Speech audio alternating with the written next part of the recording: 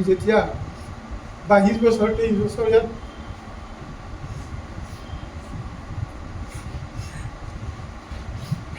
স্কুলত কাম কৰিছোঁ। আমাৰ প্ৰথম উৎসাহীয়া ব্যক্তি গানৰ জৰিয়তে আছিল জুবিন দা। তেতিয়াৰ পৰা আমি জানো তেখেতৰ গান, তেতিয়াৰ পৰা আমি শুনিছোঁ। গতিকে আমাৰ সমবয়সী, আমাতকৈ 1 বছৰ সৰু মোতকৈ, আমাৰ মুকুল ছাৰহঁতৰ একেবাৰে বিশেষ ব্যক্তি এজনক আমি অকালতে হেৰুৱাই আমি মনত কিমান বেদনা পাইছোঁ, কিমান দুখ পাইছোঁ, এই কথাটো আমি ভাষাৰে প্ৰকাশ কৰিব নোৱাৰোঁ।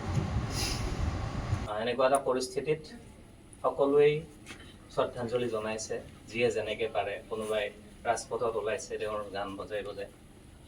আমিও ভাবিছোঁ আমি বন্তি প্ৰজ্বলন কৰি তেখেতক শ্ৰদ্ধাঞ্জলি জনাওঁ। তোমাৰ